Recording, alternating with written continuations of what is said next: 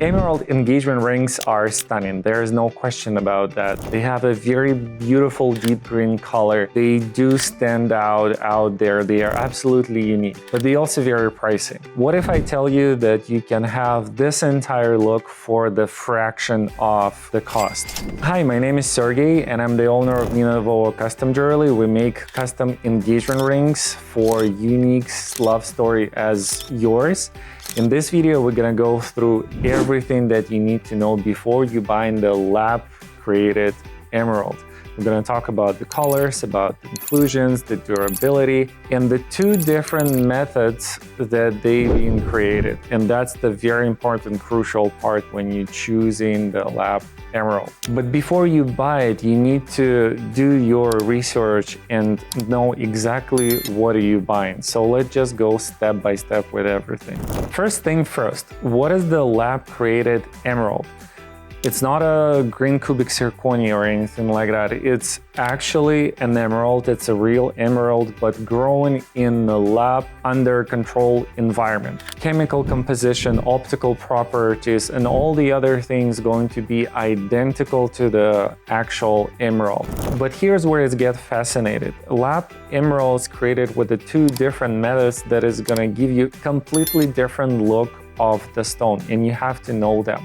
The first one is the hydrothermal method, and the second one is the Flux growth. I'm gonna talk about them later in the details, but just remember them for now. Why to choose lab-created emerald? In my mind, there is three main reasons, and they're equally important. First one is affordability. Lab-created diamonds, 90% cheaper, more affordable than the natural ones. And if you have the limited budget, it's one of the best solutions out there. You don't want to get the very tiny emerald or anything like that, but you can go and get a very nice lab-created stone that is going to look identical. To give you a perspective, the most common size, the 1 carat emerald for the engagement ring, if it's natural, it can go anywhere from $2,000 to $10,000. And 2001 not going to look the way you envision it. It's going to be pretty dull with a lot of cracks and inclusions and everything like that. Probably you don't want to get it. You would want to start somewhere around $5,000 to $6,000 range. And if you want to get an incredible color, you'll have to go even further. With the lab-created stone, you're going to stay in a range of $500 to $1,000. Second reason, it is ethical and sustainable. I know there's lots of talks about it, but when you go and dive deeper into the topic, it's actually get pretty scared, especially with the emeralds. You can easily Google and see how they get mined. You will see nothing good. Just trust me, just go and see how they actually get mined. And most of the time, if you buy the stone online, there is no way of tracing it. When we buy the stone, we exactly know where it's coming from. And the third thing is Unmatched Beauty. We buy the emeralds because of its beauty, because of its green color.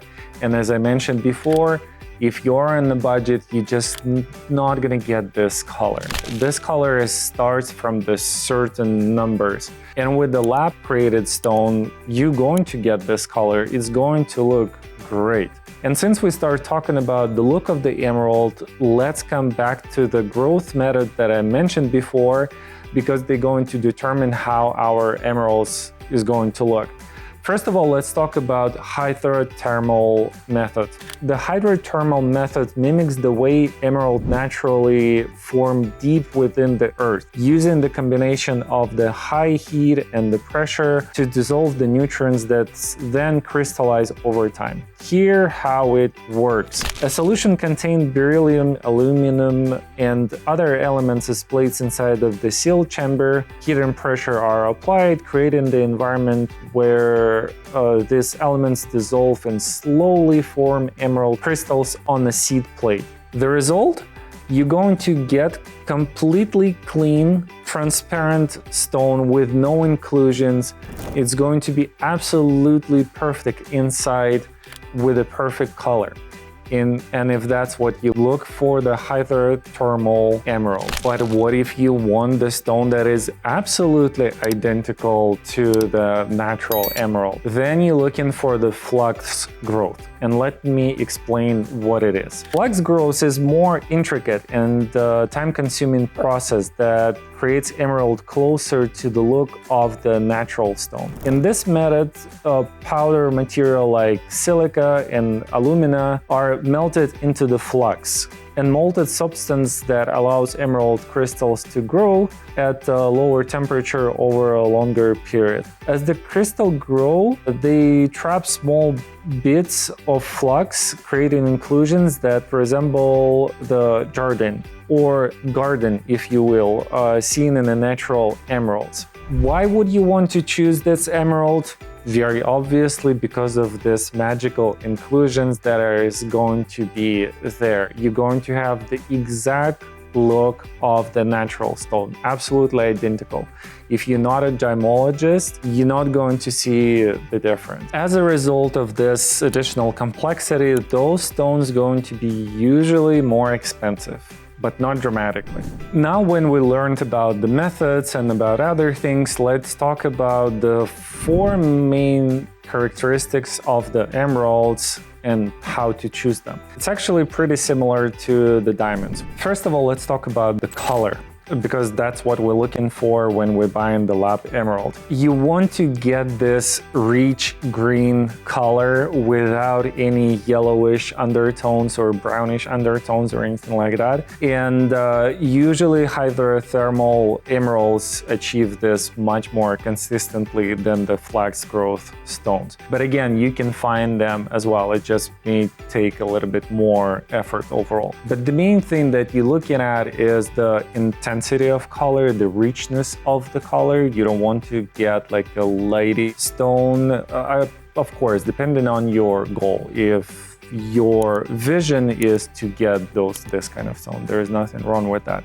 But most of the time, you're looking for the very deep, rich color. Clarity. With this one is very simple. As we talked before, there's 2 different growth methods, and one of them gonna give you completely transparent clean stone, the hydrothermal one, and the flux one gonna give you this garden of inclusions. And it's up to you which one you want to get. Nothing wrong with one or another. It's just up to your preferences, up to your vision overall. For some designs, I prefer completely transparent stones. That's when I have the vision for this specific engagement ring that it doesn't need to have the inclusions. And for some of the stones, usually naturally inspired or something along those lines, I prefer to have inclusions. It really depends on the design. The next thing we're talking is the cut. And similarly to the diamond, the cut going to affect the sparks of the stone dramatically. How sparkly it is, how much light it's going to reflect, and things like that. And also how it's going to look. So in a few words, you don't want to have the shallow cut, you don't want to have the deep cut. That's just going to be the waste of material, and the stone is going to look small, although it weighs 1 carat or even more. You want to have the nice ideal cut right somewhere in the middle. And with the lab stones, it's not a problem at all. It's just some of the producer would care more about the cuts than the others. And of course, you want to get the stone from the ones who does care. And lastly, the carat weight. In this scenario with the lab emeralds, you don't really have to care too much about it, because when you buy in the natural stone, the price difference between 1 carat and 1.2 carat is going to be pretty substantial. When you buy in the lab emerald, almost always there's gonna be no difference between those stones, and if there is, it's going to be so small that you don't need to care about it at all. The main thing, you just need to remember that the size doesn't refer to the carat. Carat refer to the weight of the stone, and you just need to pay attention to the size of the stone as well. You just need to make sure that the gallery is big enough for your project. So now after watching this video, you know so much more about the lab emeralds. Now you know that there's two different lab emeralds, the hydrothermal one and the Flux growth methods one. They have the different look, substantially different look. You know that they are affordable, that they are sustainable, they are ethical, and I think this is very important. Just simply Google what is going on with the emeralds in Afghanistan, for example, how people risk their life mining them, and other people risking their life to transporting them from there, mostly to France and few other places. I personally don't want to be part of that story. That's why if you buy the emerald, you better make sure it comes from Brazil or somewhere there, not from somewhere else. And I'm pretty sure lots of you will share these thoughts with me. And when you buy in the lab emerald, 100% guarantee that it's ethically correct. Also, very importantly, those stones are durable. They stand 8 on the Mohs scale, slightly below the diamond and the sapphire. Plenty of durability out there for you. Just make sure you still can break them. So you need to choose the stone right, and you need to protect it right. You need to make the right settings. And when it comes to it, don't forget to contact us, and we'll make sure we're gonna guide you through the entire process, whether you're going to stop on the lab emerald or any other custom engagement ring. Thank you guys so much for watching this video, and I'll see you next one.